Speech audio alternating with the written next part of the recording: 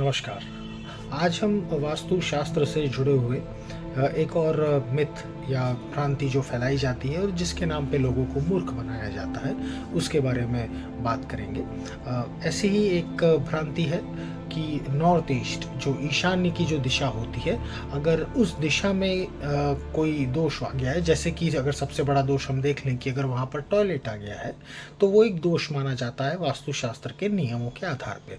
अब लोग क्या करते हैं, लोग शास्त्र तो देखते नहीं है, सिर्फ वास्तु करना है उनको, शास्त्र से उनको कोई मतलब नहीं है, तो वो उस चीज़ की रेमेडी करने चले जाते हैं। उन्हें लगता है कि वो वहाँ पर कुछ लगा देंगे तो उससे वो रेमेडी ठीक हो जाएगी, उससे वो दोष ठीक हो जाएगा और वो घर फिर से सब कुछ एकदम सही करने लगेगा। उनको इस बात से कोई लेना देना नहीं होता है कि शास्त्रों में इसका कोई नियम दिया गया है या नहीं है, क्या बताया गया है, उससे उनको कोई लेना देना नहीं है। क्यों लेना देना नहीं है? क्योंकि उनको सिर्फ और सिर्फ अपना प्रोडक्ट बेच देना है, चाहे वो पिरामिड के नाम पे हो, चाहे वो हेलिक्स के नाम पे हो, चाहे वो टेप के नाम पे हो, रंग के नाम पे हो, कुछ भी हो। इन सारी चीज़ों को सिर्फ बेचना होता है, प्रोडक्ट की एक सेल करनी होती है। इसी वजह से उसको वास्तु के ऊपर रख के बोला जाता है। आपको पिरामिड बेचना है, मुझे पिरामिड बेचने वालों से कोई प्रॉब्लम नहीं है। आप जितने मर्जी आए उतने पिरामिड बेचिए, टेप बेचिए, स्ट्रिप बेचिए, जो बेचना है बेचिए, स्वतंत्र देश है।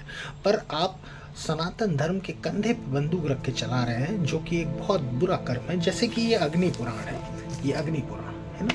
अगर कभी आपको थोड़ा सा समय मिले तो इसमें जाकर देखिएगा। इसमें वास्तु के बहुत सारे नियम बताए गए हैं शास्त्रों से जुड़े हुए, कि जो यहाँ पर ऋषि बता रहे हैं कि भाई वास्तु शास्त्र में ये सारे नियम होते हैं।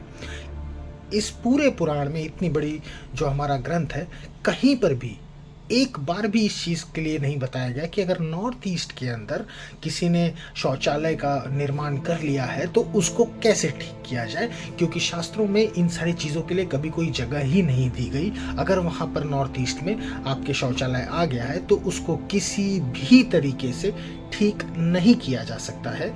एक तरीका है उसको ठीक करने का, वो है उस शौचालय को वहाँ से हटा देना। दूसरा तरीका है कि आप उस घर से अपने आप को बाहर निकाल लें।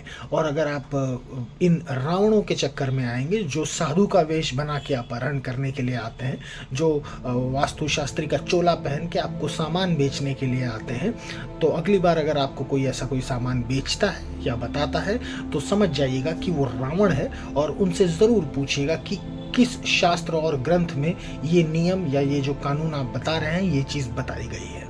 बहुत बहुत धन्यवाद।